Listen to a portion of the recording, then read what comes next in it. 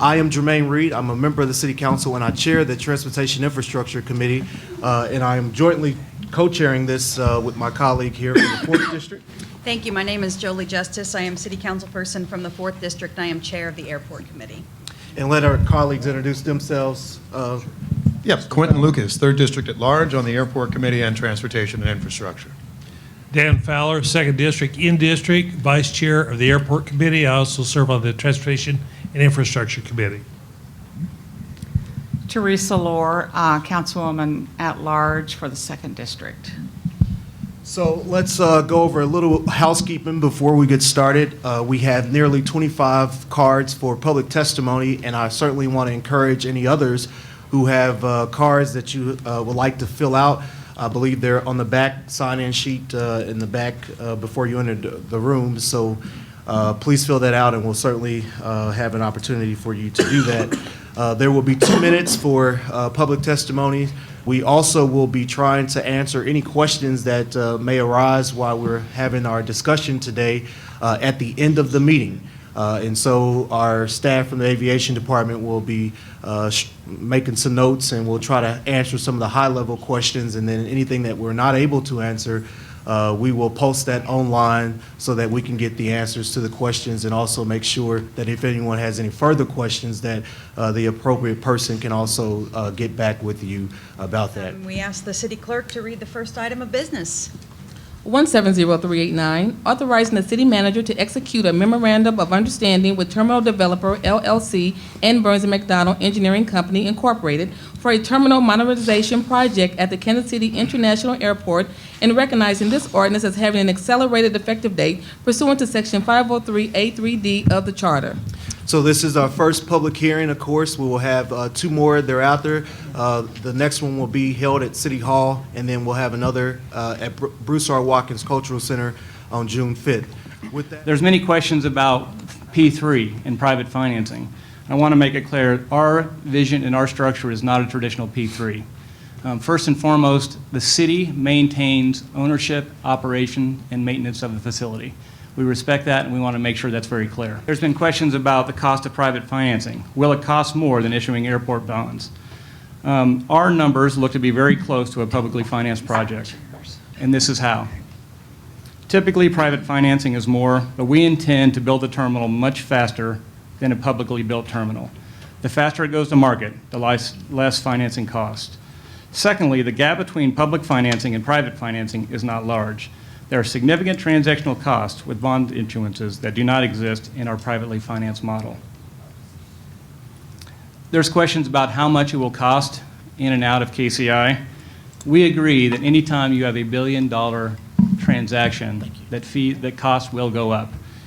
At the same time, it's important to note that the price of tickets are based on a very wide variety and variance of variables. What we do know is the airlines do not like our current outdated KC configuration. So we are not on their priority list for adding more convenient flights. This is important to us. To the extent we can get this done, the airlines understand the platform. If we do not do it, they will probably not look toward adding flights.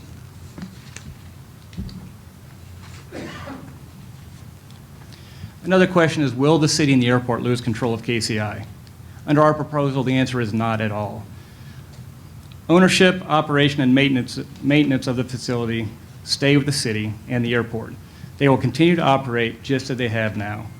New projects will be decided by the airlines and the airport, and the airlines will determine how to pay for it, just as it works currently. Will a one-terminal airport really create jobs? The answer is absolutely. Yes, jobs now and jobs in the future. It could help existing companies to expand and attract new businesses to Kansas City. We've got 3 terminals, and people say, well, if you need more gates, why don't you just open the 3rd terminal? So I don't need more gates. I have plenty of gates right now with the 2 terminals that are what we have. What we need is we need bigger hold rooms, and I can't do anything with the hold rooms because of the bad geometry of the building without adding significant square footage to the building, 300,000 roughly. And when you add 300,000 square feet to 750,000 square feet, you've got over $1 million that you can now got to fix you've got to renovate, and the costs are more expensive, equal or more expensive to the new terminal. So that's where you get. So it's not the gate and the number of gates that we have a problem with, it's our hold room sizes, and it's being generated by bigger planes, along with baggage claim issues and the roadway issues and the airfield issues we have. That's your 5 minutes, Mr. Fowler. Thank you, Mr. Chair. We will now go into public comments or questions. I don't really have questions, but I want to make a plug for getting this thing done. My family moved north of the river when I was about 2 years old. My dad got a job at TWA working at the overhaul bay. So I've been here a long time, went to school here, was one of the ones that helped found the Northland Chamber of Commerce. I sit on the Downtown Council's board, and I'm a former councilman. So I've been involved in this community for a long time and helped get a lot of projects built or certainly championed for you. I think that we've been talking a lot about this, but it's time for us to move forward and get something done. We have a local company that is well respected. I've worked with them many times when I was on the city council. They were straight shooters. They gave us good advice, and they worked well with us. It sounds like we have a creative plan that we don't, as citizens, have to pay for. All the burden, all the risk is going somewhere else. So from my standpoint, that's a no-brainer. We need to move forward. We need a new airport if this community is going to advance. I've flown a lot over the last year because of some various family reasons, and I see a lot of other airports that are far superior in their operation to this. And also, because our airport is antiquated, the connections, twice in the last few months, I've had to go either to Detroit or Chicago in order to get back here. And in Chicago, to tell you, when I arrived there, and I had to, on one side of the airport, had to walk to the other, by the time I got to my other gate, the app on my phone said, "You have met your goals today." So, you know, it would be great for us to move forward and do something that builds jobs, builds this community, and helps us move forward. Thank you. So number one, the women asked us to come here today to say that we are in support of this new proposal. The women love the airport. The airport is the front door of Kansas City. Right now, our front door doesn't look too good. We need it better. We support all women and minorities in doing business with this airport. We know that Burns & McDonnell and this City Council will make sure that we are protected as women and minority contractors. We know that the reputation of the company is such and will protect all of us. We know as both leaders in economic development and sitting on different economic development councils that having a new airport will also give us a better opportunity to advertise the benefits that Kansas City has to offer our community and the surrounding areas. We also know that we will have a more secure airport with a new design. And the best part is this could all be done by local construction companies. We know that all the local construction companies will have an opportunity to do work here.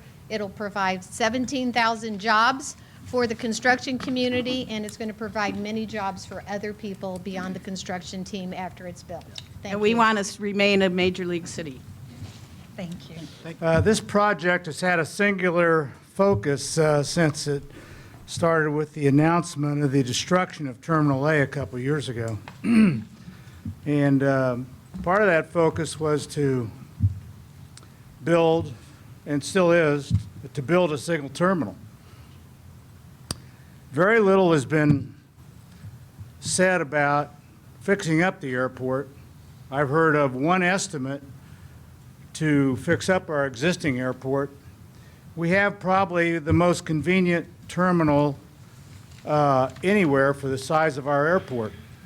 And that convenience is based on three things. So you have multiple terminals, so you're not all in one area. You have multiple points of security, so you're not all in one area.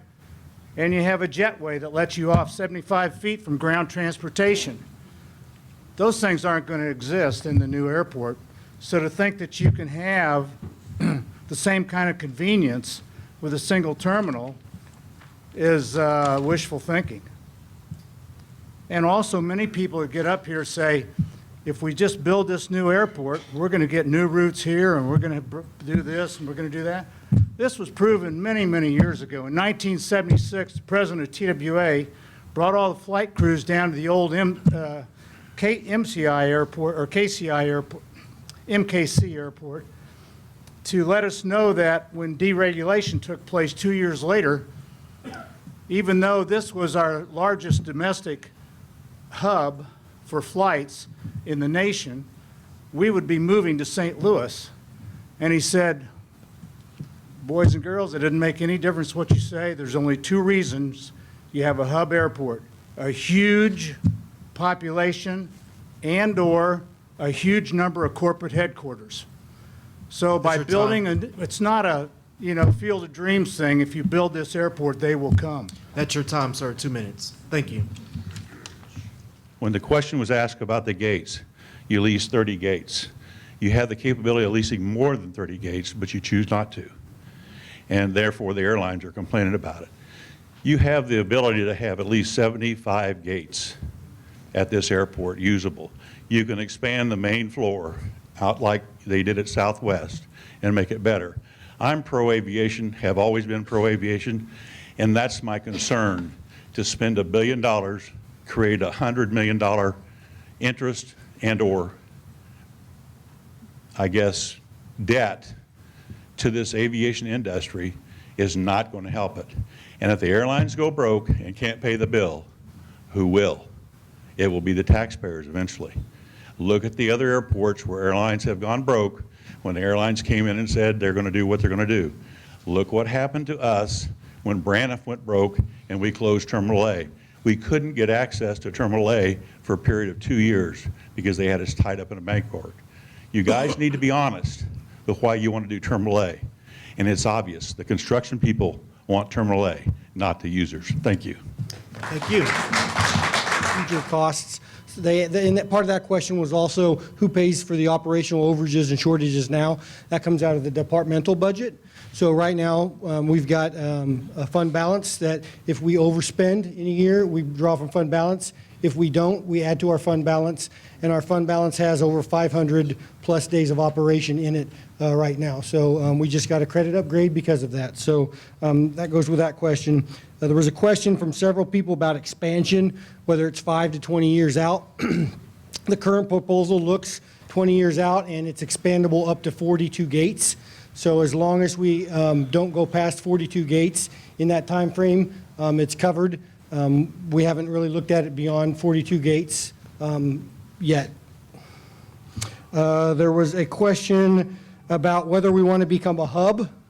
Right now, the city is not interested in becoming a hub like Chicago, Atlanta, or Dallas-Fort Worth.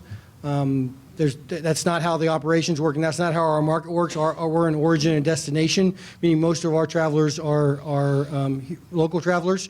So we're not out searching to become a hub with some other airline. Well, I will say that we really, really do appreciate all of your input tonight. I think this has been a very positive discussion as it relates to the future of KCI, and we appreciate you all taking your time to come out and share with us your opinions in a very sort of structured environment. And we invite, of course, your input in our future discussions that we will have. One starting, of course, on Tuesday at 9:30, 26th floor. Excuse me, on Thursday. Today's Tuesday. So Thursday, 26th floor of City Hall, 9:30. This joint committee will reconvene then. And then, of course, our last one will be held at Bruce Watkins Cultural Center, which will be same time, 5:30 on June the 5th. I'll turn it over to my co-chair for final comments and to close us out. I just want to make it clear, and I also want to echo thank you so much for taking your time from your evening to come and help us deliberate on this important community issue. There will not be a vote on this week. So for those who are concerned that this is happening this week, do not be concerned. As Councilman Reed suggested, we have another public hearing Thursday morning, a public hearing on June 5th, and then there will be other public hearings where we are able to deliberate. And as was also mentioned, we have hired outside counsel who will be helping us negotiate on this issue as well. So we have a long way to go, and your input was important. Thank you very much. We're adjourned.